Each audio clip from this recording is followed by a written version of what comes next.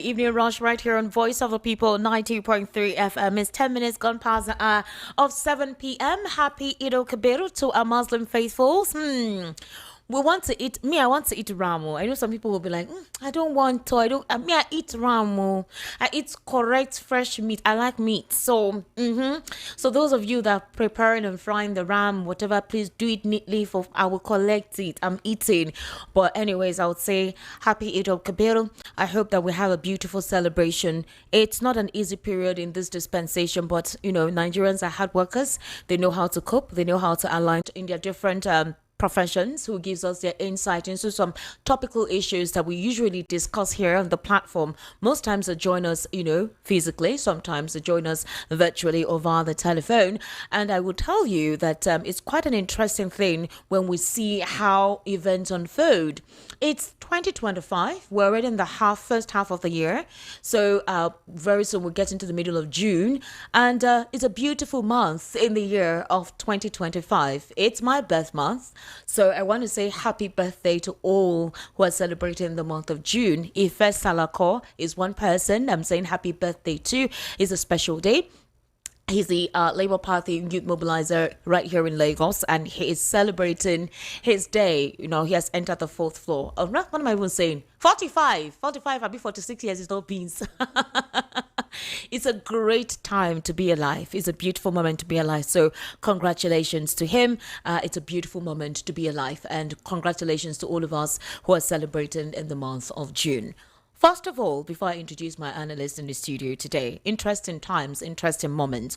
But let's look at what the president said today about the fact that we know how to weather situations in this part of the world. He encouraged us that indeed these are challenging times, but that we can continue to weather because we're patient and resilient. He said that this particular celebration, the Eid celebration, is a moment for us to reflect on our core values of sacrifice, devotion, and selflessness. The president pointed out that though the journey has indeed not been easy, and some doubted the administration's direction, the resilience of public and private sector leaders, along with the steadfast support of most Nigerians, is yielding result. So while the president was congratulating the Nigerian faithfuls, Muslim faithfuls, and as well as the global Muslim Ummah as we're celebrating this year's Eid al-Kabir, he said that it's a period that is filled with opportunities of acts of worship and good deeds. We should also help and extend that love and gratitude to those who are vulnerable, that this is basically what this moment reflects. And also the Nigerian soldiers who are on the field fighting for the safety and sanctity and security of the nation as well. We should keep them in our prayers. Today is one of those days that we should keep them in our prayers. So the president has acted quite presidential in that regard. Well, another interesting thing that took place today is the arrest of two OAU students over a protest against Nyesom Wike. So at the Obafemi Awolowo University, Ile-Ife, just yesterday, the DSS operatives arrested two individuals for staging a protest against the minister, Nyesom Wike. The protest occurred during the 2025 OAU Distinguished Personality Lecture, where Wike delivered the keynote address. Now, the arrested students are identified as Kelechi Ejike and Joshua Temitope Oladepo. They were seen in the video footage holding placards and chanting slogans demanding compensation for residents whose properties were allegedly demolished by the FCT administration under Wike's leadership. So the question now came out was, why now? Why this deliberate act, and what is the involvement of the DSS? They were chanting and protesting. They did not burn down any building. They did not hold anyone to ransom. So why did the DSS come into this entire ordeal? Precisely, what exactly is their aim? What is the modus operandi? What exactly do they want to accomplish by that? Are people not free to protest? Is there a certain kind of permit that is needed in that kind of gathering for that kind of protest? So again, the conversation continued in that regard, and everyone was wondering what exactly happened. How did it become something where persons are expressing themselves in their free will and they're being arrested or being detained by the DSS? Well, we've not heard anything about them so far up till now. We've not heard if they've been released. The DSS has not given out any official comments whatsoever. Meanwhile, the PDP actually had an interesting event today. I don't know if I'll call it PDP or PDAPC. So Governor Umo Eno has officially defected, and we saw pictures of the president sitting, in wherever it was he was residing, watching the official defection of Governor Umo Eno. We had other governors coming to Akwa Ibom State today. Governor Governor Baba Sanwo-Olu was also there. A couple of other governors of the APC were there to, felicitate with him, congratulate him for the official defection. And he said that I cannot, endorse the president's second term without having to join the APC. I mean, why would I not join the APC without endorsing the president's second term? So when I have officially endorsed the president's second term, it means I'm defecting. So congratulations to me and the people of Akwa Ibom State. Meanwhile, 2 or 3 of his commissioners have resigned. If you remember the whole theatrics where he made a statement that if you cannot join me while I'm defecting, I cannot have you not join me, defect to another political party because I appointed you, so you're supposed to be loyal to me. So if you don't align with my political ideology, if you don't align with my political party, then it's better for you to resign. So 3 of them officially resigned today. Bold move. So the big question is, what is now going on within the People's Democratic Party? And officially, how many states does the PDP currently control? That's the question a lot of persons are asking, because as of 2015 or 2014, 2015 thereabout, the PDP was in control of about 32 states. 32 states, the ruling party was in control of 32 states. So the big question now comes to mind. How many states currently does the PDP control? Okay, now that we're having defections from all and sundry. So I'm going to list out some of the states. I think a couple of us already know. At the moment, following Governor Umo Eno's defection, PDP now governs the following states. They now govern Adamawa State, Bauchi State, Bayelsa State, Enugu State, and there are talks that Enugu may soon join the APC, Osun State, Oyo State, Plateau State, Rivers State, Taraba State, Zamfara State. Well, for Rivers, Osun, and Plateau States, there are permutations and insinuations that these governors may soon defect or throw their allegiance to the APC. So whatever it is the APC is doing, you guys, somebody said that the elections in 2023 is definitely going to be between the APC and Nigerians. So in that regard, let me introduce my analysts in the studio because there are quite a lot I want them to respond to. First of all, remember I told Mr. Segun Sokwinton that today we have a date. We have a beautiful date. So we're officially on that date. Mr. Segun Sokwinton, good evening and thank you for joining me on the Evening Rush today. How are you? You blackmailed me to that date. Welcome. Good evening. Good evening. You put me in front of Nigerians and then what choice did I have? Welcome. Happy Eid al-Kabir to you. I'm glad to be here. Thanks. How are you? Yeah, I'm good. Mr. Lawal Ekundaya has not really, because he doesn't even have the mic close to him. He's not even ready to be part of the conversation today. Yeah, waiting. Set it. Okay. All right. I think he's coming. I think he's trying to set up some things. I'm going to officially welcome you, though. Mr. Lawal Ekundaya, good evening and thank you for joining me today on the Evening Rush. Please come closer to the mic. I think it's okay if you put it close to you. You may not necessarily need his assistance. Close to you. You're already close to me. Welcome. Thank you for coming in today. All right. Interestingly, what do you think about the president's remarks about Nigerians weathering the challenging times and telling Nigerians that this is the time for us to show that love, pray for our soldiers in the field, working for the unity and sanctity of the nation? A couple of Nigerians don't think that they actually can weather anything. But don't you think indeed that despite all the complaints, Nigerians are weathering it? I mean, look, one of the things about Nigerians in particular, not Nigeria, but Nigerians, is our resilience. Okay. I mean, Nigerians are incredibly resilient people. Sometimes I see it as a strength, but in this situation, it's an absolute weakness. That resilience that allows us, somebody coined the word, they would say, if you push somebody to a wall, they will turn back and then fight you. And then somebody said, no, you haven't met Nigerians. That when you push them to the wall, they dig a hole in that wall and cross to the other side and continue moving back. That's how, somebody has cast us. And I think that, that resilience, unfortunately, is working in such a manner that it's preventing us from resisting, the antics of our politicians. Okay. And we just simply take everything. So when the president says, the Nigerians are weathering and all that. Yes, we are. But is that what we should be doing? Is that his mandate? Is his mandate to come and help us prove that we're resilient people? Okay. Isn't it supposed to come and help us thrive and help us achieve and help us become? And it's been 2 years. So for me, the time to say, oh, give us some time, let's see, the time has passed, So the president has become a motivational speaker who who likes to just tell us that he's hearing us, he's seeing our suffering. Yeah. He says it all the time. All the time. But where is the action? Where is the action to ameliorate and to alleviate that suffering? It's enough, we can't keep hearing these things. There are things that I know the president can do to make things better for Nigerians. He needs to search deeply within himself, ask questions amongst his cabinet, and discover those things and do them. Well, the president feels like his cabinet is doing okay. I don't think he has any issues with it. In fact, he literally himself, when he endorsed, or I think this was before the commemoration or the flag off of the 30-kilometer Lagos-Calabar coastal highway, the last time he came around.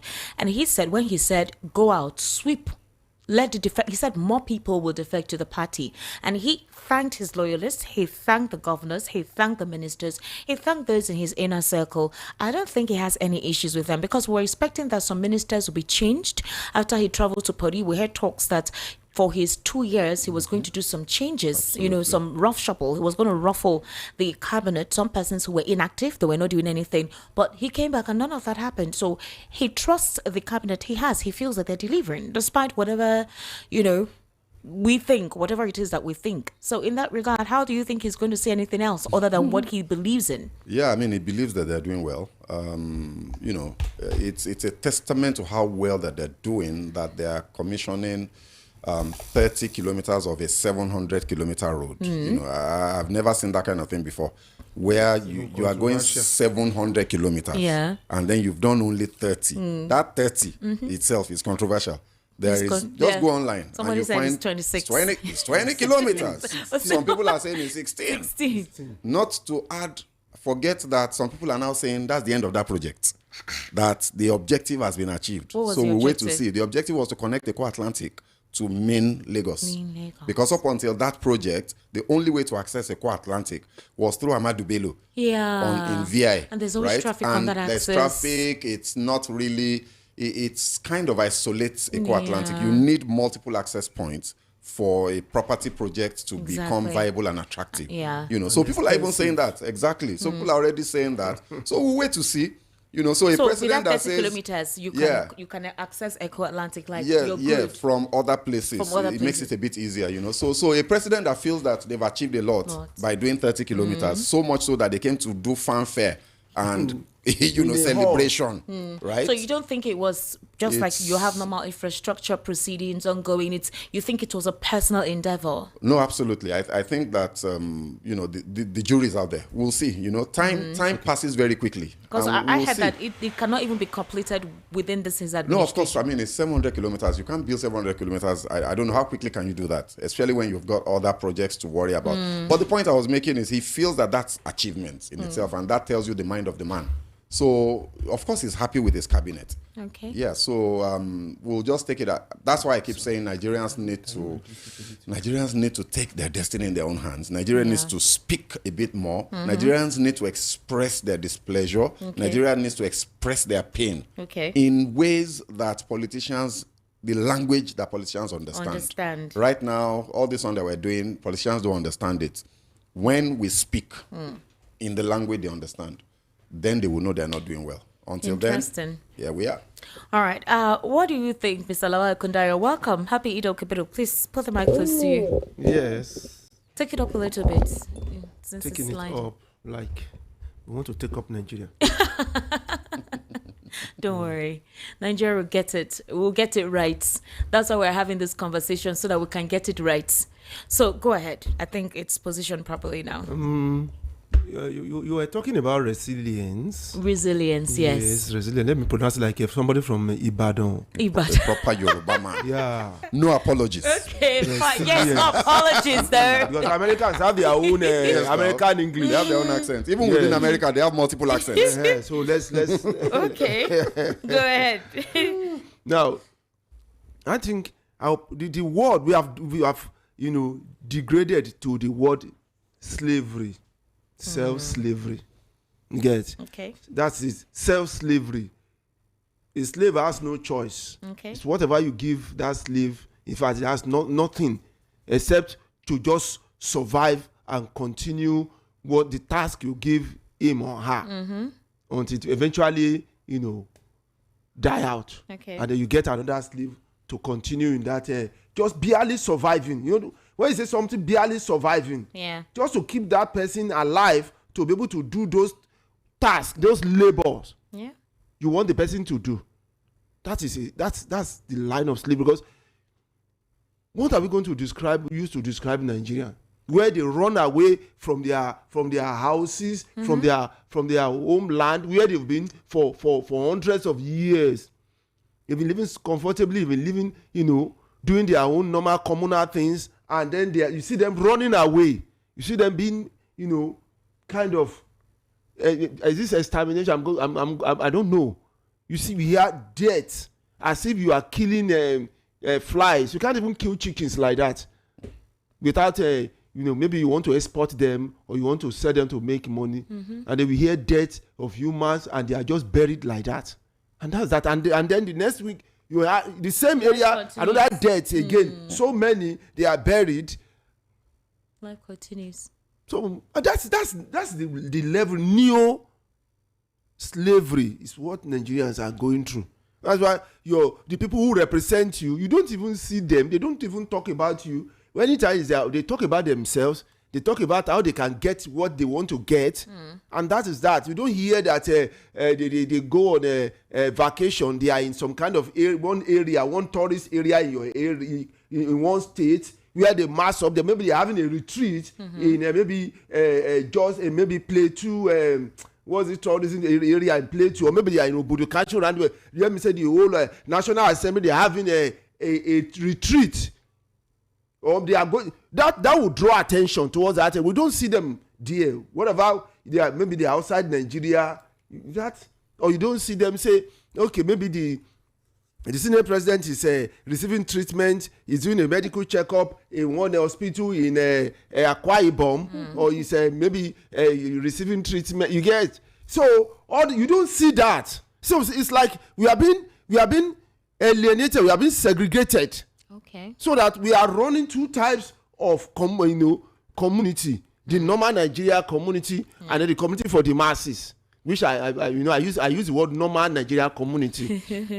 All right. And the one that is for the people. What do you think about the DSS arresting 2 OAU students because they were agitating? They didn't. It was just a proper normal protest. They didn't burn any buildings. They didn't hold anyone to ransom. The placard was not even clear. So what do you think about that? What was the meaning of that?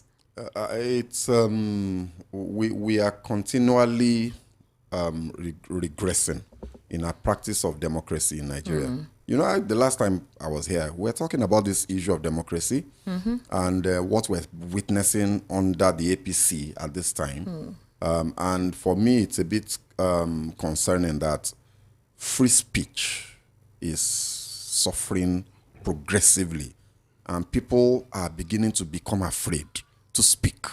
In this period now, when the military under the regime of Babangida and Abacha, there was fear. There was palpable fear in the land, and you didn't know who was who. The next person beside you on campus could be an SSS agent. There were many like that, while we were on campus. So at that time, people used to whisper, "Be careful, watch what you say." That's true. But now we're in a democracy, and people went to and the irony, during that time, we used to protest.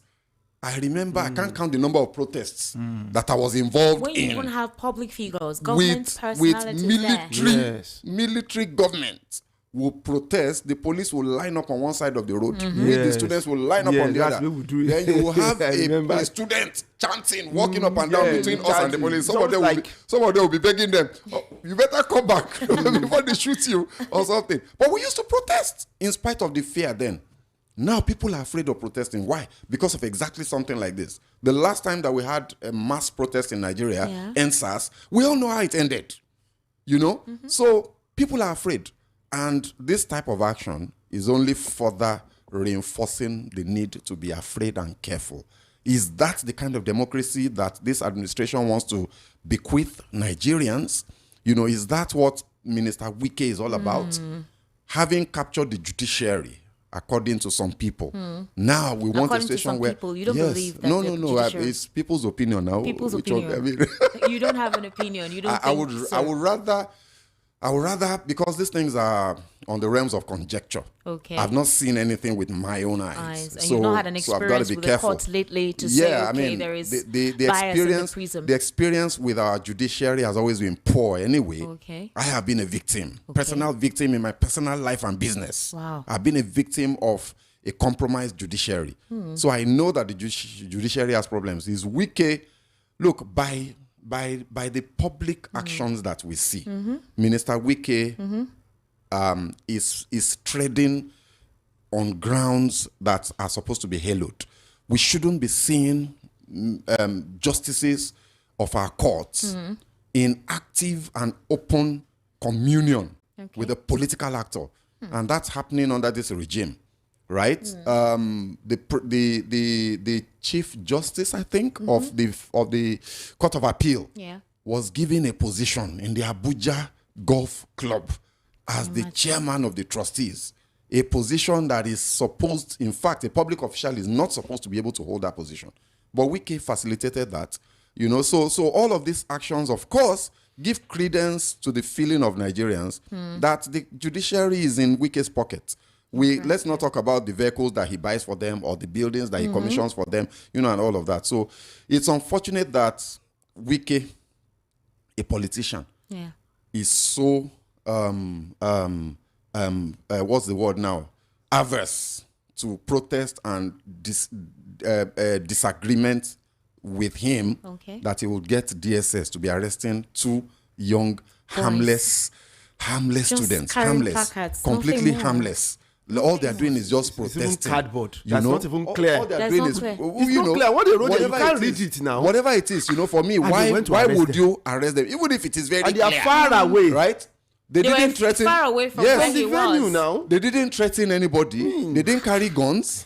You know, this DSS, Department of State Security. You're not even supposed to see them in anywhere, this country, anyhow. we're not supposed to see them.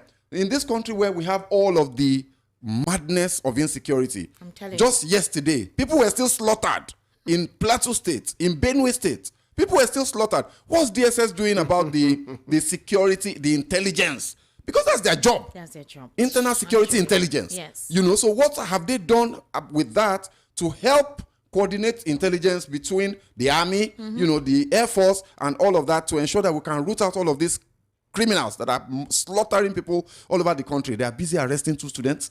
You know, it's a shame. It's a real and shame. I think that if this was a normal country, Minister Wike would have come to dissociate himself and ask that they be released. Yes, exactly. But, you know, I mean, is this a normal country? So The jury is out there. Okay, so like I said, in a few days we'll actually be celebrating Democracy Day, June 12th. We'll be remembering. Stop celebrating. What are you celebrating? We'll be remembering Democracy Day. The democracy that is We'll be gone from marking Nigeria it. far How away. do you think? I'm trying to envisage how the president would speak. Obviously, there will be a speech from the president, either a live broadcast at 7:00 in the morning, or we'll just see full text of the president. How do you think he's going to categorize our democracy now? Where you just highlighted that free speech has devolved further. Persons are constrained, they can't express themselves. The political tension in the country, the ethnic division is so rife. You can't have any political ideology that is different from the other person opposite you without things condescending to something else. So how do you think the president intends to address Nigerians? How do you think he intends to immerse them to believe whatever it is that will be said on that day? There's something I'm sure will be in part of the president's speech. And that is Nigeria's resilience. He's going to seriously elaborate on that you are very resilient, you don't make trouble, you are so calm, you are so gentle, you just take it like that. You are nice good people. Yes, let's continue like that. I know that one will be part of the speech. So that is an expo. That will be there, no? You get it? Absolutely. So I don't know the other ones that will be there. No, I suspect that the speech will probably be a repetition of last year's speech, full of rhetoric, full of grand, nice-sounding language, talking about how democracy has progressed. He will mention Abiola, just for some effect and for some free points, and that will be that. Will he acknowledge? Look, like my brother has said, these politicians live. We have two Nigerias, and we have two realities. The reality that the president and his friends live is very different from the reality of the rest of Nigerians. So to the president, democracy is alive and vibrant in Nigeria. After all, according to him, he fought for this democracy now. So he is the custodian and the defender of our democracy. But under him, we're seeing democracy being slaughtered very properly. Free speech, freedom of association. Governors are now joining APC out of fear. And we say we're in a democracy, Okay. So it's sad. We'll see what the speech will have to say, but we're not expecting anything. A country that I always say Nigeria is a beautiful, peculiar country because of our multi-ethnic, cultural, and traditional practices. It's very unique. Absolutely. I don't know if we have any country in this world that has a combination of all these different entities and we're all together.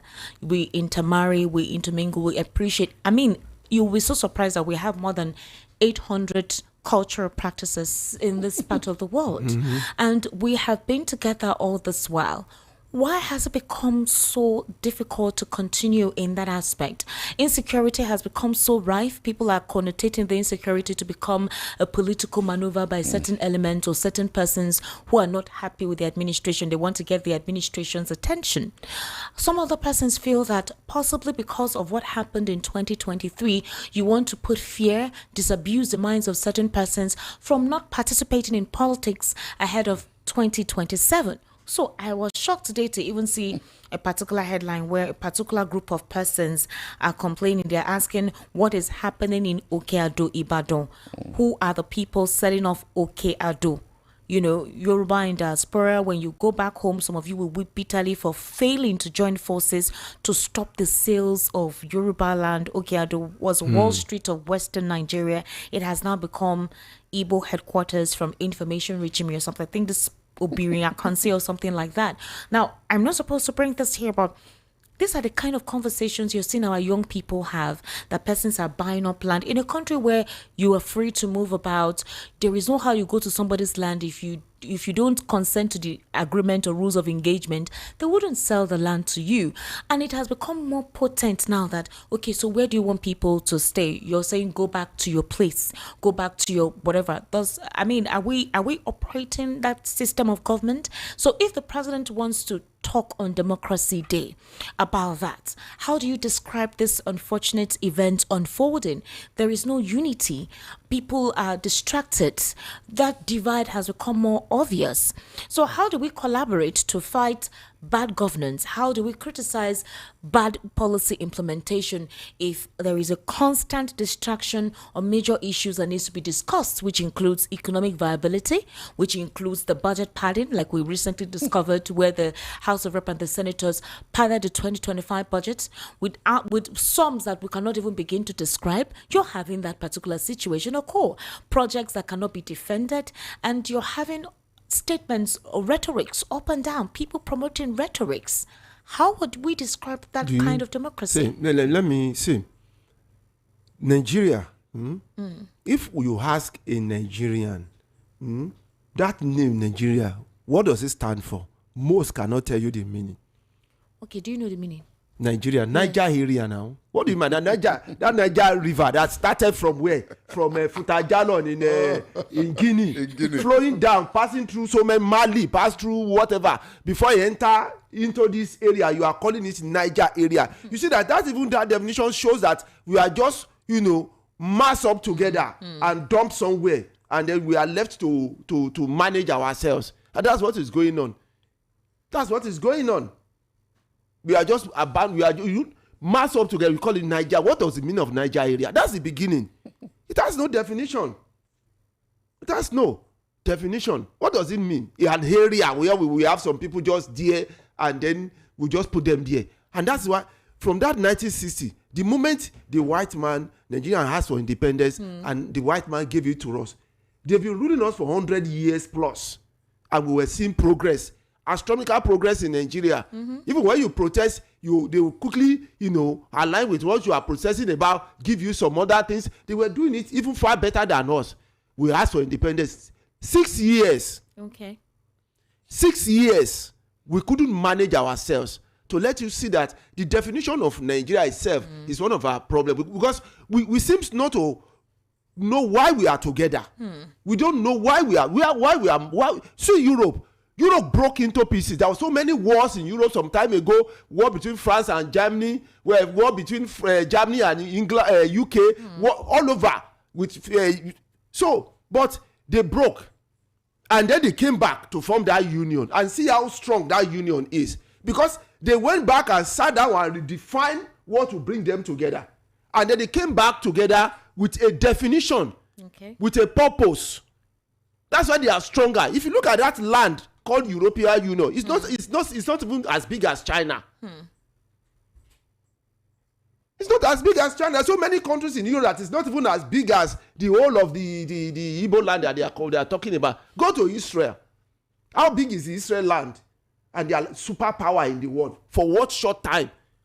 We have been existing for how many years? 200? Is it 200? Close to 200 years? And somebody who started in less than how many years, they overtake us. Because they have a definition. They know what brought them together. They know why they are coming together. Okay. But here, we don't. That's why you see, it's easy to divide us. By the time they mention one ethnic group, we're already fighting.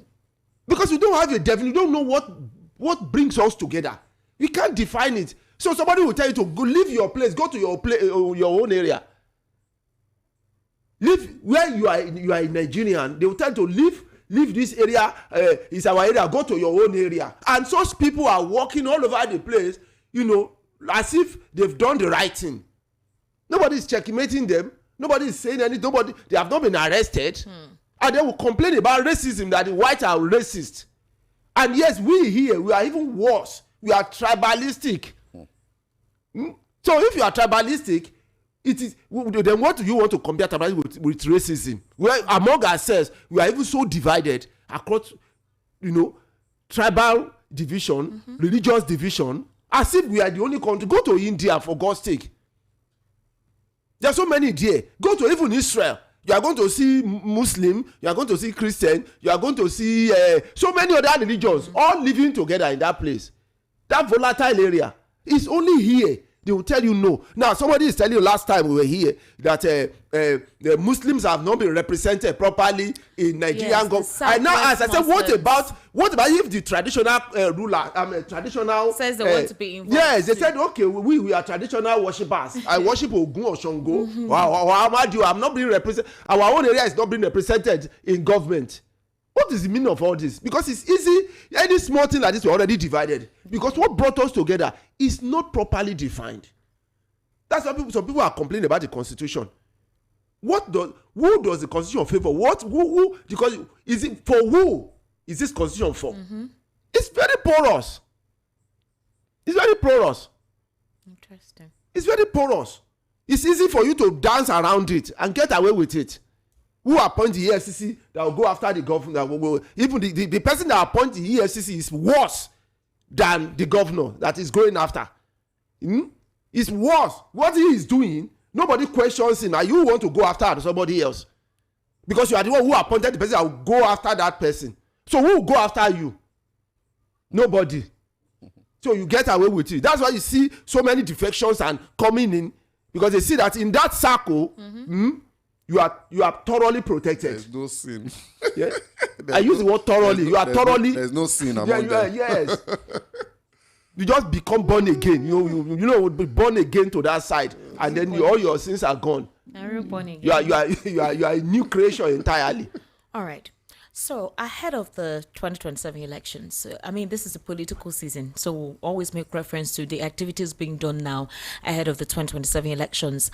First of all, the local government elections will take place on July 12th, and the APC wants to ensure that every local government chairman that emerges at the various local governments, that is 20 local governments and LCDAs, will ensure that they're able to deliver ahead of 2027. In fact, some people believe that it was the nonchalancy of some of the local government chairmen and obviously the governor of the state that made low mileage in 2027. Would you believe them coming to downplay the narrative that that's not what it is? Because, and then if the president decides to change the VP, would that not affect his potential for 2027? The president is one of his key strengths is his political mastery. He's a master of the game. It's very clear. Yeah. Whether you like his style or not, it doesn't change that fact. Whether you like his methods or not, doesn't change that fact. He knows how to do his permutations and plan his strategy, all the alignments that need to happen, looking at how things are and how they're likely to turn out and therefore what he needs to do. One of the things that I think we can all agree on is nobody can win. I'm saying that with a bit of hesitation, but I think it's been statistically proven. Okay. I'm not 100% sure. Nobody can win any election in Nigeria without crossing the bridges across the north and the south, right? So if the president decides, for example, to drop Shetima and pick a southerner, for example, can he win enough votes in the southeast to compensate for the votes he's going to lose in the north as a result of that? And I leave that question in the air. Okay. I think probably not. And therefore, would he risk his political future by so brazenly alienating an ally without which he cannot win? Okay. And I think that is extremely unlikely. So let's hang that for 1 second and cast our eyes back into the recent past with Vice President Yemi Osinbajo and President Buhari, roles reversed. Vice President Southwest, President Northwest. In the early days, leading up to the 2014 elections, Vice President Osinbajo, then just private citizen Osinbajo, was everywhere. He was just a pastor then. Yeah. He was prominent. He was pretty much the voice and the face of that ticket. Because President Buhari is not extremely eloquent. He's not known for his eloquence. He's not known for his mastery of talking. I don't want to say it that way because I actually don't think that is true. I've listened to the man Buhari and I don't think he's unintelligent. Okay. I think maybe he's a bit unexposed because he's a bit closed in his worldview. He doesn't read, and all of that. But he's an intelligent person. But however, the point being that he's not particularly eloquent and doesn't really speak well. So he left that to Vice President Osinbajo. All right. And that guy went around the country, town halls, taking on issues. I remember listening to him on the conversations on the couch thing that he did, on many stations where he took on the issue of power, electricity. When you listen to that guy at that time, you're like, my goodness, solution is here. Because the man seemed to be very well grounded in what the problems were and the things that we needed to do, right? And then after the elections, he was everywhere for about a year or maybe a year and a half. And then the rumors started coming out that, they've sidelined him. They've sidetracked him. He's not doing anything, blah, blah, blah. And then second term started approaching, 2019. President Osinbajo was everywhere.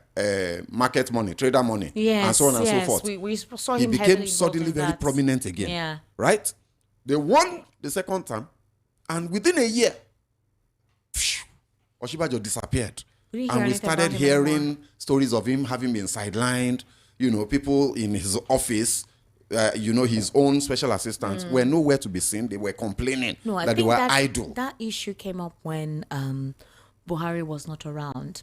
And Vice President Yomi Oshibajo acted as the president, like he acted. That's why. That's what some people claim. Some persons within the cabinet of the president that this guy is too strong, and the people are seeing that and they are hailing him. So the next, that was what was speculated at the time, and that they reduced his staff. Maybe, however, the fact we don't know exactly what happened behind the scenes to lead to the fact, but the fact is that his prominence, his presence, his visibility reduced significantly. Are we not seeing a parallel now where in the early days of this administration, first of all, leading up to the administration, Shettima was everywhere. Attended town halls, was talking. I remember that iconic picture of him with his tie that was almost touching the ground at a business meeting somewhere in Lagos. He was all over the place. Just it was an economic summit. Yes. Yeah. So exactly. So much more than the president himself at that time, right? Now, immediately after the elections, he was also very prominent, attending meetings, and you can still see him every now and then, here and there. Yeah. But Dati, what's the guy's name? Dati Baba Ahmed. Yes. The brother of the Labour Party man who was the vice president, special advisor on some, I can't remember the portfolio. Just recently resigned from the president's cabinet as his political advisor. And his accusation was that he's reading newspapers, that he doesn't have any job to do anymore, that he's idle, and that is true of many of his other colleagues in the vice president's office, right?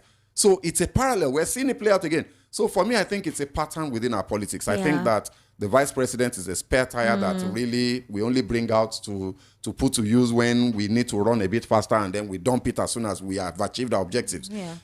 So what is likely to happen, to cut a long story short, is you will see a re-emergence of the vice president's aura and public presence towards as we get closer to election, starting from sometime mid next year. We are waking his usefulness. He will come out. To appeal to people of that region. Attending more meetings and all of that. You'll probably see a bit of some cabinet reshuffles that will realign the heavy skew towards the southwest in appointments. The president will fix that. He's going to make sure that some northern people come on board, and all of that. And that will be that about that, so that he can win re-election, because without the North, he can't win. Yeah, they said so. He can't win. I think I have a reservation. You have a reservation? Let me say a controversial statement. Okay, all right. My controversial statement is this. That is beautiful from the perspective of a normal working democracy. Okay. Where you have the electoral body independent and conduct a normal election, and we all know direction from that is bereft But of in influence. Nigeria, it's different. It's different. You get, because the high neck is not let me say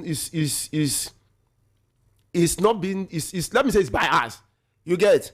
Now, because we see so many elections, every time then you conduct election, people have to go to court. Yeah. Every time people must go to court when you conduct election, there's something is wrong somewhere. People don't have that faith in that electoral, but it needs reformation, but nothing is done up to now. Second, we have the judiciary that people are saying, no, this judiciary cannot be. And these are the two main bodies that determine the direction of election. If I don't give it to anybody you want, or declare anybody, you go to court. That is the next place you are going to. By the time you had to finish in the Supreme Court, you go and sit down. So now, even if the president doesn't have support of the North, that doesn't mean he's not going to win, because there are so many other bigger permutations that are needed, which is the INEC and the judiciary. Wait, you're saying that even if the North doesn't come out to vote for him, INEC would resolve that, and the judiciary resolve that for him. Mr. Lawal. Told you that it's controversial. No, because you see, every now and then, most of the elections that are conducted are, people will have to go to court to contest it, to go to court until they get to Supreme Court. You begin to wonder. Wait, Mr. Lawal, if I get your drift, it wasn't like this in the old days before now. If I get your drift, what you're stipulating is the fact that he doesn't necessarily need the votes of the Northern Bloc. Because the INEC chairman is appointed by the president. But it has always been Chief Justice is also the same. It has always been so, not even with the president. Let me. What I'm saying is this: somebody may see that loophole and just let's say no, I'm not going to get it, and let me just leave it. Like Yar'Adua has said. Yar'Adua has said the election that brought me into power was not free and fair, but I will make sure that I do a free and fair election. Yar'Adua was a special breed. So you can see, and it's from the corner, from the same place that Buhari came from. Yeah. And this man came up and he did so many things within that short time. He knew all these things and he believed that no, I have seen the loopholes. Yeah. I will fix that loopholes. Why some people can take advantage of that loophole? Oh, this is opportunity for me to, use this. He this was thing. even more accommodating of the opposition too at the time. That is. There was really no strike. He fuel everything. He brought that fuel down. So the man was. Until he took him out. I'd like to give a rejoinder to that, and I think it's important that we understand this. Okay. I agree with you. I don't disagree with him in terms of, look, INEC is INEC. We all know what happened in 2023. Yes. We all lived it. We saw it happen, right? However, you must understand that in order to rig successfully, you need boots on the ground. Yes, and you need the numbers. I like that word. You need it successfully. Yes, because they all rig. You need to defend. You need to defend your rigging against people that are defending their votes. In fact, there's so many. That's why I said there are so many loopholes. Understand? So therefore, the president cannot alienate the North because look, they can't fabricate numbers out of thin air. Okay. That time is gone. So the solution, the way they rig now, is that they write results at the collation centers that they get uploaded into IREV, right? That writing process, if you don't have people, a wall to guard it, it won't happen. So who are going to do it? Who are the people that are going to do it? Is it not the northern politicians that will guard those votes, the fabricated votes in the north? So the president, my brother, the president needs the North, even if it is to yeah. So let's choose the language carefully. All the aggrieved Northerners, there's a possibility that towards the end of this year or by next year, maybe there are some things that the administration would do to placate them and win their support. It's inevitable. So that means that this coalition thingy may definitely not be not have any roots. I do agree with you. No, I'm coming. There's where I'm heading because right now, I don't want to call it a rejoinder, but. They're talking about Peter Obi's current headache, the situation where he's trying to see how he can make a right decision that will not plunge him into something worse than what he has been experiencing. The last time we heard about the coalition meeting, when Peter Obi insisted he's staying with Labour Party, Atiku said he's in PDP, but there are talks about the coalition joining the ADC, and the ADC has been speaking about that accommodation, and they're trying to set up grassroots across the 36 states of the federation. So you can see that something strong is coming up. But in the midst of that, the obedience don't like some of the measures. For example, there was a situation with the North Central that was last week or 3 or 4 days ago, where there were permutation of Peter Obi and an El Rufai. They said that they wouldn't allow that. Nothing had been concrete, but people are just putting thoughts out there. Peter Obi and Atiku, Peter Obi second and Atiku first. Some people don't find it very comfortable. And then they're not trying to include Amechi. After what Amechi said during his battle, of course, you saw what Larry Olayinka said, and a couple of Nigerians also feel that he's not part of the good ones. So how do you make do with all those people and bring someone that supposedly has a sense of balance, not completely clean as Nigerians would expect? So they're pushing a Peter Obi forward, but is there someone else? If there is a lot of fights and hot shots against Peter Obi from the government in power, certain persons who believe that he's not the saint or the Messiah they think he is, they're not putting anyone else forward. So how do you think this supposed coalition intends to roughshod the president and the APC in 2027 when you're saying PDP governors openly defect, Wike working for the presidency? How do you see that happen? Now, two things. And I'm sorry, they're already trying to stoke up enmity between different ethnic groups within the obedient movement. See, there are two things. Normally, you don't expect everybody to support you. Okay. That is why you see some other people winning some votes, even if it is one or two. You can beat them landslide. That doesn't mean everybody support you. So that is normal. All the obedient cannot support Obi. I am saying it. Even the last election, Yes. not all of them will support him. Majority will do. Some who are not even part of obedience will even support him and say, this man, let me just try him. They are not even part of those. They are looking. Now, people have been saying with these defections that the election is going to be between APC and the masses. Yeah.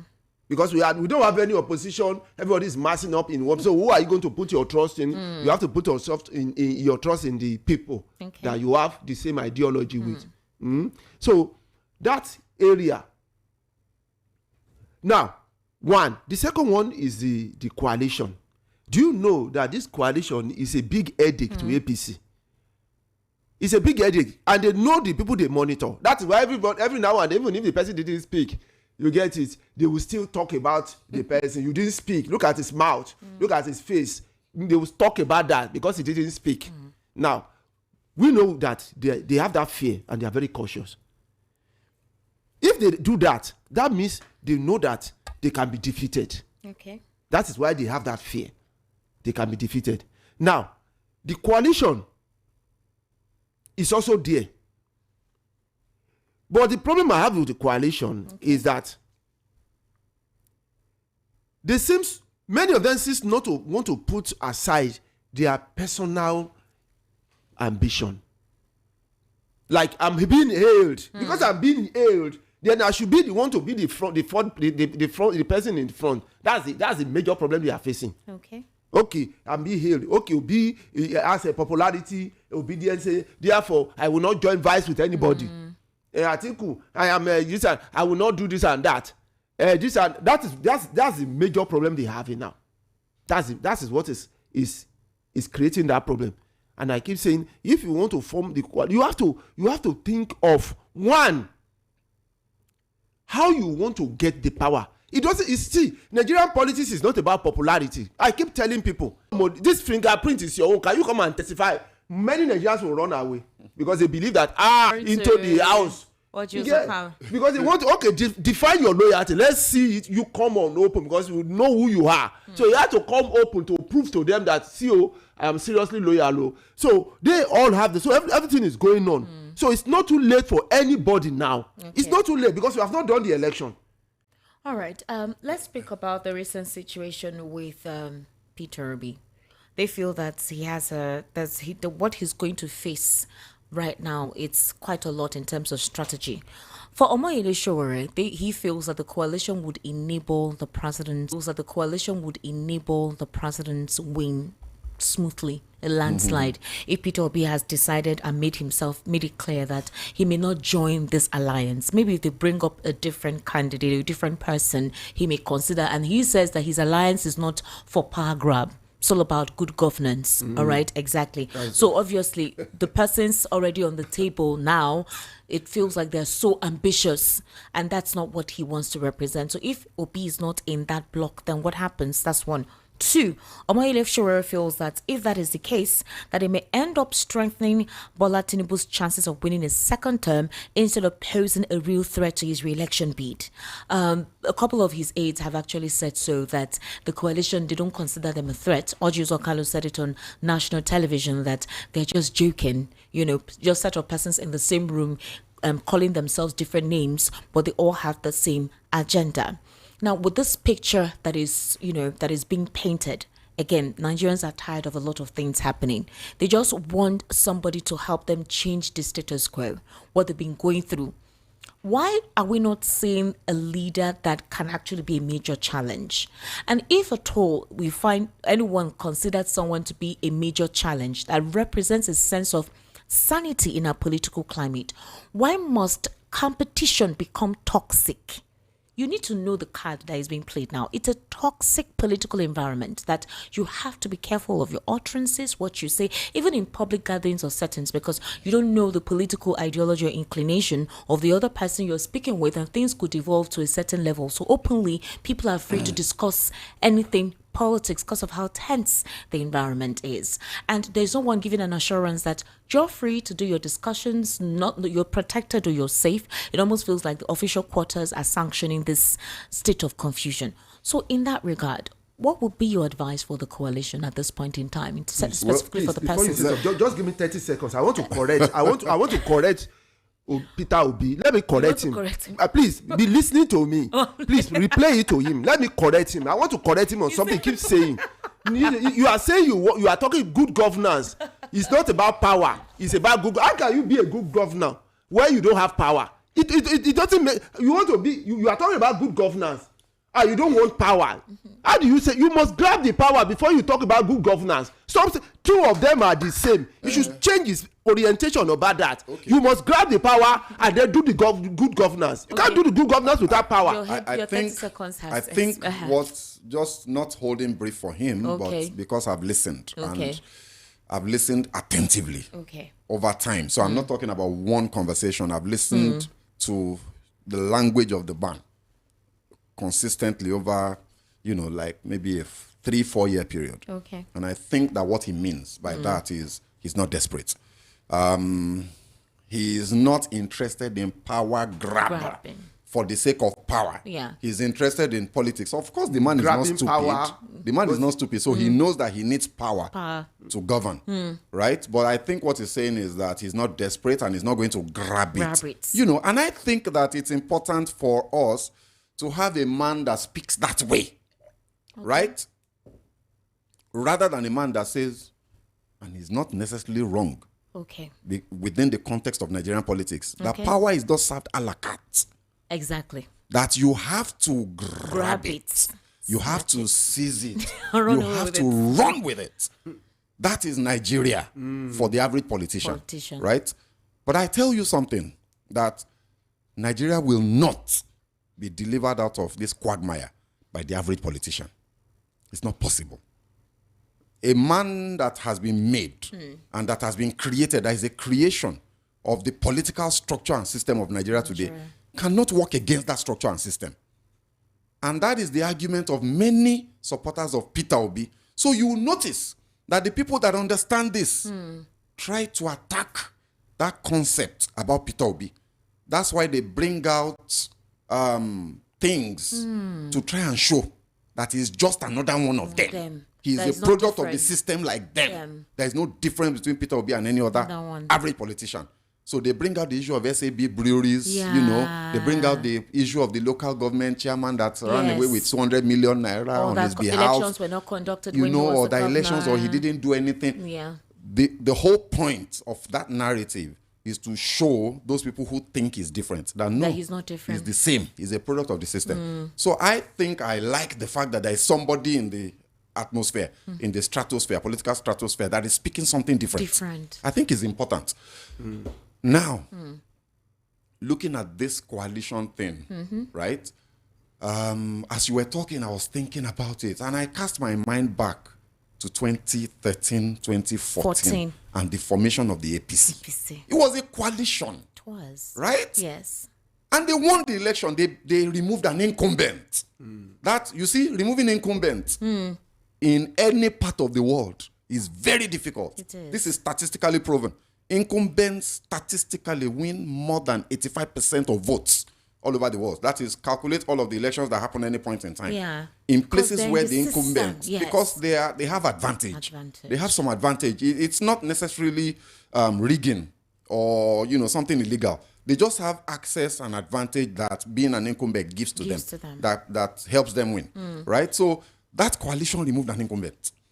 And I think that arguably, debatably, but based on reports of independent election monitoring groups, 2015 election was one of the best elections we have had in this country. This is not my opinion, right? It was, that the election conducted by JEGA, the only election that was better than that was Humphrey Ngosu's election, option A4, June 12th. Yes. And after that, we have not had any. This one that was conducted by, what's his name? The current INEC chairman, Yakubu, was almost as bad as Iwu's election. That's the framing of the situation, right? Yeah. And in spite of that, so that election, the point I'm trying to make is that election probably reflected the will of the people. And Buhari emerged. Why? Because somebody let selfish interests go. And that somebody was This president. this president. You know, the guy saw, he was calculating. Very calculated. Let me reveal, right, on air. I have sat in his presence. President Bola Ahmed Tinubu, 2004. Okay. While he was still governor of Lagos State, Lagos State. I was in a meeting with him and my colleagues. I'm not a politician, so people should stop thinking that maybe it was some sort of clandestine thing. No, Yeah. we went there for a business conversation. And one of my colleagues, one of my bosses in that meeting asked him, what was the name we used to call him then? I can't remember. He called him that nickname and then asked him if he wanted to become president. And he just looked at him, smiled, laughed a bit, and said, don't worry about that. We'll get there. We'll cross that bridge when we get there. That's an answer now. Excuse me, this conversation I'm talking about is 2004. How many years ago is that? 21 years ago. This guy had plans to become president. And yet, when the opportunity came. He looked at the political situation, the atmosphere. He realized that he would not win. He now looked, who can do this? Yes. Buhari had run many times. And he was winning strategic states consistently. Yes, consistently. Yeah. So he looked at Buhari and realized that this guy can win this election if we present him. So he stepped down. He even admitted it. Yes. So that is the lesson that this coalition needs to learn. That for them to beat that man, the man that you are going against now, is that guy. Hey, you have work. So the first thing is that your greed. This is the problem with politicians. And it saddens me to say that this problem is the same, whether you're talking about the established political people, the established politicians who have been in power forever, and the upstarts that tried briefly to challenge them in 2019. Obi Ezekwesili, Kingsley Moghalu, Yomoyele Sowore, Fela Drotoye, you know, and quite a number of other people that had some sort of appeal. Yes, especially Moghalu. You know, they had this aura, you know, Nigerians were looking at it, can they do it? Yes. And their ambition scattered everything. They were trying to run into a coalition, and among themselves, they rigged their own election. They rigged their own election. You know, they had a meeting where about 11 or 12 of them sat in a room, and somebody was supposed to they were supposed to choose who will now be the face and who will run as president. They rigged that election. So that's sad. It tells you that the average politician cannot let go of ambition. And that's what may likely kill this coalition. So who are the people there? The main characters. Atiku. Amechi. El Rufai. El Rufai is even Peter minor. Obi is not kind of being careful. He's being very careful. He's not pitching his tent clearly. In fact, right? Yeah. So which one of those guys is going to say, you go? Let's put Peter Obi in the mix. Can Atiku in that place say, Obi or Peter, you know you are my boy, right? Go and do this thing, I'll support you. You have an appeal during the last election, I saw it. Go. You will stand a better chance. Me, I'm already growing old. Go ahead. Can Atiku do that? Can Amechi look at Peter Obi and say, guy, you know, say we'll be mate now, but you have already done it. We saw what happened in 2023. So go ahead. Let's hear. Can Peter Obi say, excuse me, Atiku, Oga, you came second in the last elections. You have structure to do it. Don't worry, I'll be your vice again. Can he? Which one of them can actually make that sacrifice? It's extremely unlikely that it will happen. So I don't see this coalition working. I pray that I'm wrong, not because I necessarily want this president or the APC to lose, but because it's critical that we have a real contest at any point in time. From a democratic point of view, you must have a contest. So what I think is likely going to happen is that you see this Peter Obi guy, the guy is very smart. No, he is. He's playing his game. I wish he would be a bit more grabby. He's just like my brother, careful, was saying. I wish he would be a bit more grabby. I wish he would be more forceful. Forceful and determined about, sure? Don't you think he's being careful in so the that they public don't say space. He's inciting or No. anarchy. That's not what I'm talking about. I'm talking about him taking charge, of situations. There's a lot of things. Himself. Yes, asserting himself. There's a lot of things that are happening within the obedient movement. I'm telling you. That Peter Obi just stays away, very, very calmly aside. He is very aloof. He refuses to impose his authority and his personality on the situation. He just stays away. The coalition, he's refusing to be clear. Yeah. Labour Party, with all of their chaos, all of that chaos, in my opinion, happened because Peter Obi did not stand up and take charge. He was just a presidential candidate. No, the way Nigerian politics works is that the president is the leader of that party. That's what Tinubu is doing now. That's what Buhari did. Right? So Peter Obi was the leader of the obedient movement and Labour Party. He could have done something, but he chose not to. I don't know why. I think it's just his personality. And there's something good in there that I like. Okay. I think that it's important for a politician to show that he's not desperate. Okay. But for the Nigerian brand of politics, that's what he was talking about. Like you've got to be a bit more forceful. So I really don't know. It's up to him. But I think that what is likely going to happen is that Nigerians understand that even till now, Peter Obi has pull.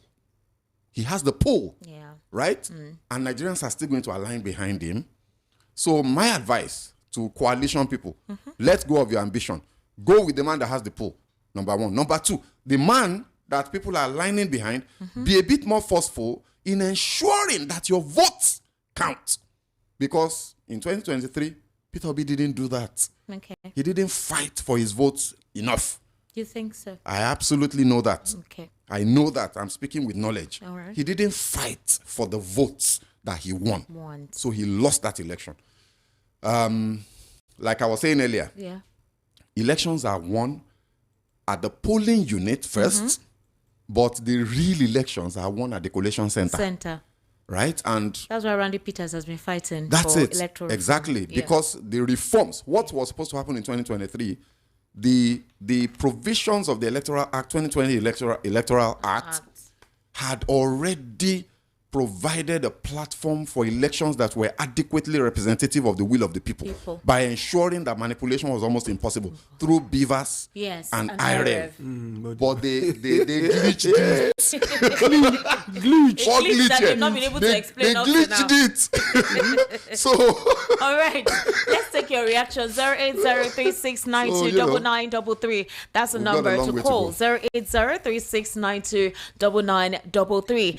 The WhatsApp number is 0817-1756-338. 0817-1756-338. And call the number 08036929933. Hello, good evening. How are you? Esther. Good evening, sir. I said good evening to you. Good evening to you, sir. What's your name, please? My name is Daniel. I'm speaking from Lagos. All right. Welcome. I've been I would say a board member of this your television service. In the morning, in the afternoon, in the evening, I listen to you. Thank you very much.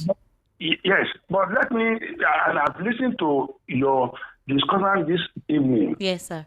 The man that spoke yesterday. Yes. I love him. Barrister Darlington. I love him. Okay. No, not Darlington. Which one? You and Darlington. That was yesterday. No, okay. Yes. I think that was yesterday. Okay.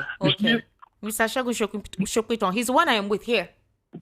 Okay, let me just go ahead. Okay, sir. You see, first and foremost, if God does not crown anyone, either by hook or by crook, he can never be the head of state, or he can never be a king. Let's know that. First. Okay. Right. Then secondly, you and Darlington don't see Obi as our Messiah in Nigeria. Don't see Obi as Messiah in Nigeria. Okay. And I told you about 2 months ago, and I'm still repeating it. Let anybody want to prepare after 2027. They cannot win the present person that is there. As you are planning, as you are making your own strategy, it's not sleeping. Yes. It's not sleeping at all. It's not That's sleeping. not an issue. And I tell you, by the grace of God Almighty, inshallah, He will win. Allow him now. He has it. Allow him. All right. Okay, sir. Yes. All right. God bless you. Thank God you bless very much. Thank you. I mean, why? Nobody needs to align with your line of thought. That's his him. is right. There's no he's right. He has his choice to defend. Thank you very much for calling, sir. Okay, so I don't. already seen. No, it's just like every other person calling to say this person is my person. So it's not bad. It's very, very okay. Again, but I want to dispel his assertion that I and Barrister Darlington see Peter Obi as a messiah. No, Peter Obi is always in the news, and he seems to be the different, will I say, stick in the array of sticks presented, so supposedly, as to coming up from the 2023 elections. However, interesting times. Hello, good evening. How are you? Hello. Hello, sir. Oma. Good evening. Good evening, sir. How are you? Thank you. I'm okay. Welcome. What's your name? I thank your guests. Thank you very They've much. spoken very, very well. Yes, sir. My name is Boyesen, and I'm calling from Afromedia. Oh, welcome, sir. Thank you. Please go ahead, sir. Yeah, thank you. In fact, they've said it all. There are. Let me start with this correlation, as it were. The people involved, nobody is ready to sacrifice. But if they are ready to sacrifice, say, okay, this man, you go, let me be your vice. Yeah. But I know that Nigerians need good leaders now, as it were. So my plea to Nigerians is, if you know the right person, that person you know that will bring us out from this quagmire we find ourselves, let's go for that person. All right. That is just my candid advice, because we've suffered a lot. Yeah. We've suffered a lot. We've seen a lot. All right. So Thank I you. greet your people. Thank you once very again. much. God bless Thank you. people. Yeah, thank you very much. Yeah, hello, good evening. How are you? Yeah, appreciate. Good evening, sir. What's your name? Oh, he's calling on WhatsApp. That's the problem with WhatsApp. Hello, good evening. How are you? Yes, sir. Hi, good evening. Yeah, this is Jova. Joval, happy Eid al-Kabir. Welcome. Hello? People that are calling on WhatsApp, calls will be interrupting you when you call on WhatsApp. Hello, good evening. How are you? Good evening. Yes, good evening. What's your name, please? Turn down the volume of your radio. Turn down the volume of your radio. Can you hear me now? Yes, I can hear you. No, you're still on. You're still listening to your radio. Turn it off. Is it better now? Yes, it's okay. Please, what's your name? Okay. This is Uchema calling from Festac. All right, sir. Please go ahead. Yeah, by regards to the people in the studio. All right. Thank you. You see, the situation we are in this country now, even a boy of 2 years old can complain to you that Nigeria has gone. Okay. That man, that their first caller this night, those are the kind of people APC plant everywhere. No, just like the other man allow that people always come to, from, like you're calling, Abaranja. allow people to express themselves, just So like those you're are the expressing kind yourself. Of people APC pay money, they'll be calling and selling rubbish. That man should retrieve his statement. No, guy, you can't call and threaten anybody. How can you call somebody called like you to express their own interests and opinion? You're saying the person is saying rubbish. Why? What is this, a monotonous radio station? It's not a monotonous radio station. It's a national radio. People have their right to express say your own and too give now. their Just say your own. Say your own. That's all. I beg. All right. Hello. Good evening, Joval. How are you? Yes, sir. Sir, good evening. Welcome. Thank you, Esther. Long time. Let me greet Mr. Alawa. Okay. Good evening, sir. Yeah. Yeah, you are the man of the year for us now, Mr. Alawa. And I want to greet the other guests. I don't know Mr. his name. Shagun Shukwitan. Yeah. Mr. Shagun, I greet two of you. You are doing well. Yes, sir. Let me start from Tinubu and the changing of vice presidents. Okay. We know his antecedents while he was the governor of Lagos State. Okay. He ran Lagos State for 8 years as a governor and ended up having 3 deputy governors. Mr. Kunda, you know I'm correct with that. I just marked you.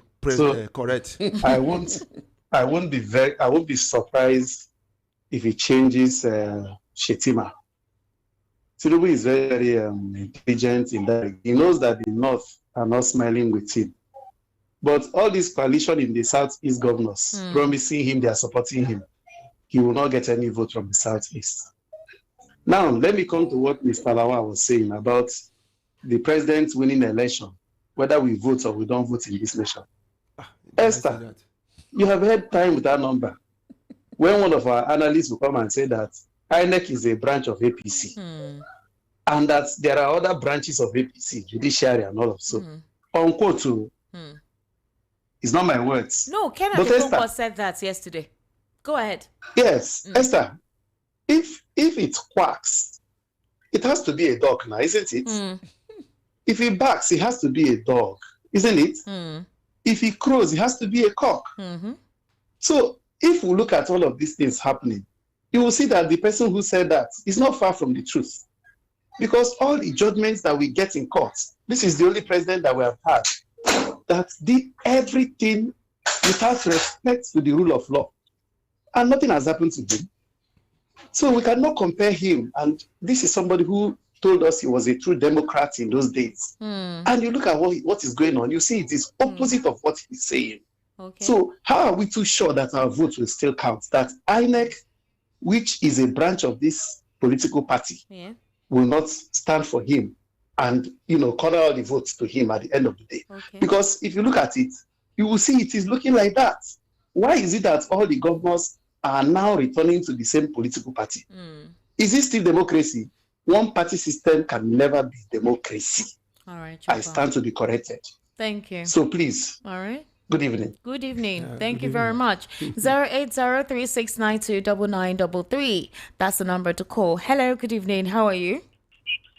Hello, good evening. Yes. Good evening, sir. Yes, sir. Welcome. Please, this is my own support.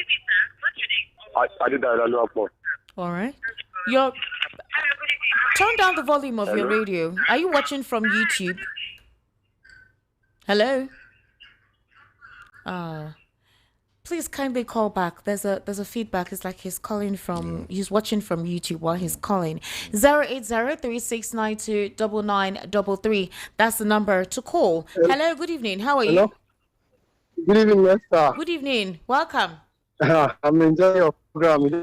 I'm just leaving the environment of the Tinubu's boy. That's why I did not call you earlier. Collect your phone. Everybody needs to No, we have to talk, but that's not even the issue. It's not as if I'm afraid of them, but be afraid. I just want to please say. I'm afraid. Let me back at it. Okay, that's bad news. Yeah. I'm enjoying the program. Like that man said, he have already said his own mind. Say Tinubu must win. But I told you the other time, everybody has his own opinion. Yeah, nobody needs to insult anybody. True. No man is an island. Yeah. And nobody is God. So the thing is that after this 2027 election, if God keep us alive, and I know me and myself, I'll experience it. He will not sit on that seat. I'm not wishing him dead. I'm not wishing him bad. So he's going to be out of that seat. I'm telling that man that call that Eastern line or whatever. He's believing in himself. As far as God is, unless God doesn't exist, that man will not sit on that seat. Now, wow, you guys are taking that's by the way. You are taking it. It's not personal. Mr. Kundayo, I'm supposed to send this, so I know you're not enjoying the Salah because this is the worst Salah ever in the history of Nigeria. But that's fine. I'll still send my own token of a bottle of drink for you, Mr. Kundayo. Thank you. I'm enjoying your program. I wish you guys for the best. Thank you so much for calling. All right. That's when he's sending it. Hello, good evening. Hello. Hello, good evening. Yes, good evening. How are you? Welcome. Fine. My name is TK. I'm calling from my papa. All right, Chike, please go ahead. Yes. Esther, I want to say something briefly. Giving to Mr. Kundayo. Okay. He's a very nice man. Okay. And your guest. Mr. He spoke very, very well. Yeah. Let me first of all respond to the caller that talked about Tinubu must win. You see that that is what you call the management age. Okay. Immediately you cross 70 years, you are the management age. You can die at any time. Okay, so and in this situation, Tinubu is above 80 years. No, what are you insinuating? No. Chike, what are you insinuating? No. Don't even let him get I want to tell that guy that. No, you can't. No. The guy has a right to give credence and support. Let me make my point. Thank you very much. Please be very careful what you do. Don't be very, very careful, please. Be very extremely careful. DSS. You can't even wish. You can't even say that for any other person. All right. So, what's your point actually? The point I want to make is this. Yeah. The coalition will work. Okay. The reason why it will work is that everybody in Nigeria is seeing people administration as the worst thing that can ever happen to a man. No, don't say everybody in Nigeria. Don't generalize. There are people who are enjoying from the administration who believe and trust the policies of the administration. So don't generalize. Yes. All right. See, let me tell you, it's not generalizing. No, Chike, you can't generalize for people. You just heard somebody call in and say, Inshallah, the president will win in 2027. These are people who trust and believe in his policies, and they voted for him. They don't go to a different market that me and my junior sisters and my mother. Speak for yourself, Mr. Chike. Speak for yourself. They are buying, but they are paid to do that. Oh, God, speak for yourself. Understand. Speak for yourself. They are paid to spill fake news on national radio. Thank you very much. Mr. Chike, speak for yourself, as in, speak for yourself, or when you call, speak for yourself. Hello, good evening, how are you? Yeah, fine, good evening. Good evening, sir. I greet your guests also. Thank you very much, sir. Thank you very much. My name is Malam Bello Usman. I am calling from Kefi, Nasarawa State. Malam Bello Usman from Kefi, Nasarawa State. Malam Bello, I miss you. How are you? Alhamdulillah, Baraka de Sallah. Baraka de Sallah, happy Eid al-Kabir. You see, let me first of all speak about the defection of some governors to APC. Okay, sir. I am one of the supporters of APC in 2015, 2023, but by now, all of us, including me, we're supposed to be wearing hijab to cover our shame for voting for APC because they have disappointed the country since the time of former President Muhammad Buhari. Then to this current president, they have failed woefully. Then number two, the election come 2027 is not all about the governors. That some of them may even lose their seat because it's no longer what they thought. It is between Nigerians and the governors and the president come 2027, inshallah. Then, if they believe that giving money will save them in 2027, I believe that is a lie because whatsoever that APC give me and my household in 2027 in the name of election is my own share of subsidy removal. The money that they save for subsidy is what they give in 2027. I will not otherwise. That is number two. Then number three, if DSS keenly believe that they have the interest of Nigeria in their heart, that yes, Nigerians pay them through their tax fare. The person that the DSS is supposed to arrest currently now is not supposed to be those two people that are processing for what happened that they are not satisfied with. The person that they're supposed to arrest currently is somebody that make life unbearable to Nigerians, which is the president that they're supposed to arrest. It's not those two people. If somebody makes life unbearable to you, is it not committed an offense? So the president is the one that they're supposed to arrest, and I believe inshallah by the power of God Almighty, that created heaven and earth, and it is at any other political party, either APC or PDP or whatsoever, anywhere that Obi or Atiku, I'm not calling them by the grace of God. All right, thank you very much for calling, Malam. Atiku, because I don't believe in tribal sentiment. Okay. I believe in good leadership. I believe in quality leadership. But this president has failed. Thank you very much. The gospel our life. Thank you very much. Thank you very much. I'm actually happy to see eloquent Northerners participate like this as in it's beautiful. Thank you for calling. I'm sure he's following on YouTube. Hello, good evening. How are you? Good evening. Yes, good evening. How are you? Hello? I can hear you, sir. Good evening. Yeah, this is Cook. I'm calling from Ojo. All right, please go ahead. Yeah. I don't know, a lot of Nigeria. I greet the gentleman there in the studio. Thank you God very bless much. you all. Yeah, in Nigeria, an average Nigerian man believes that if a situation happen to you, it's God that made it happen like that. You see, let me bring in one scenario here. Hello? Sir, go ahead. Your time is running right. out. You need to be fast, please. All Thank right, you. sorry. I will go. I will be very quick. Let me bring one scenario. Just like a student going to school, you go to church, begin to pray. You have exams to write next week. You use 1 week. That 1 week that is remaining for you to practice. You go to church and begin to pray. Cast heaven and head. Tomorrow is the exams. Today you are in church praying. 12 o'clock, 1 o'clock, 5 o'clock in the morning, you went back home and get yourself ready to exams. You cannot pass the exams.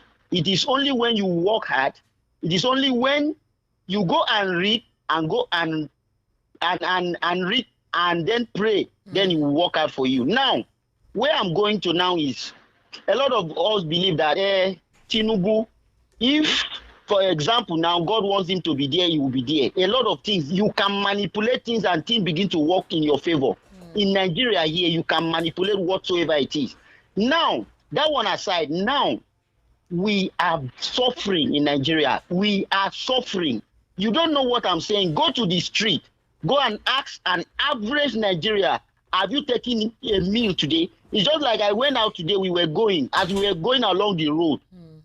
A young boy was standing on the road, forgetting everything. We almost hit him. We now shouted out, the guy is absent-minded, absolutely.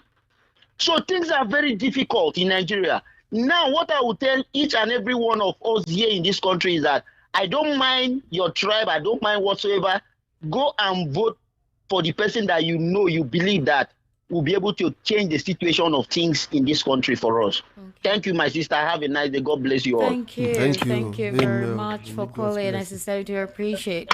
Hello, good evening. How are you? Esther, my line went off. Okay, sir. So, what's your name? Usually, what I was trying to say is this. Like, I've lived in Lagos for 45 years now. Okay. This is the worst Salah celebration I have ever witnessed in my lifetime as a Lagosian. The worst. All my Muslim friends have been calling. In fact, life is too hard to bear. I am telling you. For this reason, 2027 is going to be the Nigerian suffering masses, which is about 85%. We vote against APC. It is not individual. It is Nigerians versus APC. No matter who defected or who did not defect, we are coming out and we're going to let APC know that our life has been brought to the mud and there is no hope except we change them. Thank you. Thank you very much for calling. Hello, good evening. How are you? Hello. Turn down the volume of your radio, please. Good evening, sir. How are you, sir? I want to ask one of your guests. Please, what's your name? What's your name, not sir? Not a funder. What's your name? What is your name? Okay. You say we should. Hey. What is your name, sir? What is your name? Obina. My Location. name is Obina, calling from it. All right. Go ahead, Obina. You say we should talk to government to the language which they understand. Which language can we use to talk to them? Because when you protest, they arrest. When you talk, they come after you. When you vote, they manipulate the vote. Or in which language can we use to talk to our government? That is what I want to ask them. So let us know. All right, okay. Should I answer yes, him? Yes, you can respond. Very quickly, my brother. The language that politicians understand is the language of unity of purpose. Okay. Please check me out. Fact check this. Every single matter where Nigerians have been united in their opinion on all platforms, on TV, on radio, on social media, Instagram, Facebook, the government has backtracked because they're afraid of us. But the problem we have is that we're busy fighting amongst ourselves. You are a Muslim, you are a Christian, you are Igbo, you are Yoruba, you are Hausa. That's the problem. So, my brother, stop looking at issues. I'm not talking to you personally. I'm talking to all of us. Generally. We should stop looking at issues from our parochial, primordial point of view. and face these politicians with unity. You will see. Take my word for it. They will run. They will run for that because they are afraid of us. That's why they keep trying to divide us. They know that the day we unite, they are finished. So that's the language I'm telling you, sir. Hello, good evening. How are you? Hello, sir. Good evening. Hi, Remy. Happy Eid al-Kabir. Yeah, greetings to your guest. Greetings to you Good too. evening, sir. Yeah. Good evening, sir. Mr. Shokpiton Yes. was able to express my view about Obi the same way I believed Obi's ideology. You know, it's easy to say Obi seemed like he doesn't want to compromise. Let me use that word. Or Obi believe is not desperate. Okay. Which is true. The way it sounds true, he's not desperate. Yes, he wants to lead, but he's not desperate about it. And he says it. It's easy for people to advise him. One thing I'm going to say is this: what are we Nigerians ready to do? If what happened 2 years ago repeat itself, whereby Yakubu ignored IREV's result and declared APC to be the winner of Rivers State, what are we going to do? We the citizens. Obi should agree to be the second. Obi should agree to deputize whoever. What are we going to do if the umpire, INEC, repeat the same thing? What are we going to do? I'm asking every one of us, because it's easy to give Obi advice. Obi should deputize the article. That is the best permutation. Okay. And what are you and I going to do if the umpire refuses not to do what they have to do? Or if the judiciary repeats what they did, whereby they can't tell us the meaning of "and," just the word "and" became an issue. It becomes. So what are we going to do? That is the question. Which we should start planning. This idea of expecting the Messiah to come and save us, we should just squash that mentality too. Messiah will come. If I were to be Obi, I won't even contest. Let the jam deal with the mess. If I will be, I won't contest because Obi is mean queen, even more than president on seat. Pushing him to do so. Obi, who is not the person in power, any little thing, Obi is the Obi the person in power. If I were to be, I won't even contest. Let the judge deal with it. Obi will be fine till he dies. He's a made man already. Yeah. And just like Mr. Shopiton said, what Obi is saying is new to Nigerians. His style of, and that is what we should desire. That is what we should want to be, not what we are presently. We are used to grab. Just like the other guest said, they should be ready to grab. That shouldn't be the ideal. That's not the ideal thing. Okay. Nigerians should be ready to vote. The last election showed Nigerians voted. Going by the result, Nigerians voted. Yeah. But system was used to work against Nigerians. So my question again: what are we going to do if INEC repeats itself? All right, thank you. It's a brilliant question. I'm telling you. God bless this man. Remy Brilliant question. Now. Remy now. We need to that's the Remy we called the other day. Very Look, we need to ask ourselves that question. In fact, you know what? I think we should do a hashtag or an opinion a poll. hashtag on this matter. What will you do? What will you do if 2023 happens again? Because for me, that's actually the question we need to be asking. Are we ready? Hello. All right. Let me read out some messages. Before you say that, I said something. Lawal, okay. I said something earlier when we were discussing that when you vote, you are voted, and they tell you to come and verify your vote. That is it you that did this so that we can count it? Many Nigerians will run away. Because at that moment they're already afraid. That if I come there, they show my face, they'll just carry me away and I'm gone. So that's the same thing. Especially if your thumbprint is not for the party of the day, right? Yes. All right. This person says Mr. Lawal came with his Abido shaker today. He's spitting fire. Okay. All right. Brother John from Isolo. The fact is that Nigeria doesn't have a system of government that suits the sovereignty of nation building. One thing is that 3 regions are operating with different ideologies based on using the majority to infringe the minority groups. The nepotism and tribalism has made the people brainwashed from facing the reality on what a competent, visionary, and proactive leader to carry grassroots development in line with the people's welfare. There is need to make our institutions stronger than religious ideology, stronger than influenced politicians, and stronger than godfathers. Than the future of this country called Nigeria is focused. Okay. is focused because the foundation of nepotism and tribalism has dented this country's beyond measures. Brother John from Isala. All right, well done, Brother John. Good evening, Esther and your guests. The divisions you are complaining every day about this nation started from 2023 campaign period. The president started during his campaign in 2023 and all his followers the same until when Nigerians said no and stood up and they decided to take their country back and to remove him. The divisions will continue. Chikezie from Agor. Good evening, guys. Since wisdom begins, field exams and city of excellence begin to smell, now you might know say no be by name but by who you be. Number 2, now only JJC for Lagos we no sabi say Alaba is different from Lamba. Sonny from Ohio. Sonny, I don't understand, but well done. Okay. From Evangelist Chukuma from Ikoto. Good evening, sir. 2027 election is going to play out what happened in the Bible between the children of Israel and a little city called Ai. At the first, Ai defeated Israel, thinking it will continue to be so until Israelites made restitution, after which God stepped in and gave the direction of how the battle will go through that directive. Israel was able to destroy Ai. Is it Ai or Al? And wiped them out. Hi. You see AI. AI. That APC manipulated their way in and took over power in 2023 doesn't mean it will continue like that come 2027. All right? God will definitely give us direction on how to defeat APC and remove them from office. So let's Peter Obi never give up. Nigerians also should not give up. This can be found in Joshua 6 and 8. Read 1 to the end. All right, thank you, Pastor. Good evening, Esther and our honorable guest. For those of us who are tired of noise, thank God it's Friday. Eid Mubarak to all our Muslim brothers and sisters. Practice what you preach.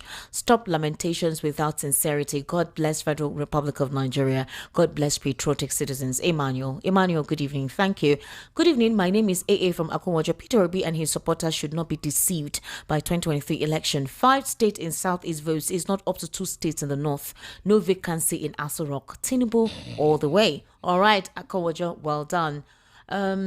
Good evening, Miss Esther Machuku, and to your guest. I am Taiwo from Oshodi. See how sweet politics analysis sweet tonight with great insights from your analysts. I really enjoyed the program today and learned a lot. Keep the good work going. Thank you very much. God bless you. Good evening, Queen Esther and our honorable guests in the studio. This is Babiji from Oshodi saying that mouth no go pinuna, especially Lawal for speaking the truth to power. Esther, you are asking, can Tinubu win election without the North? The answer is capital yes. How? As it stands now in Nigeria, every aspect of democracy has been corrupted, hijacked. You see, even if no northerner votes for Tinubu, he will still win because INEX glitches and judiciary's technicalities will make Tinubu win again if nothing is done about it. Good evening, Esther and the erudite analysts in the studios. It's indisputable that the present crop of politicians in power in Nigeria are not there for the interests of the nation but themselves. As things are now, Peter Obi is one of the presidential aspirants who is glaringly showing true tendency to cause positive change in Nigeria. However, I think Obi should first work with Pa Atiku for a term, legally contracted. Then Obi, will go for 2 terms. I said this because it does not augur well for Pa Atiku to deputize Obi. The audience should please cooperate with Obi because one of Obi's main headache is how not to lose his supporters all over Nigeria. Egege from Agege. Mr. Shegun Shopito. Do you... No. I mean, it's his opinion. Okay.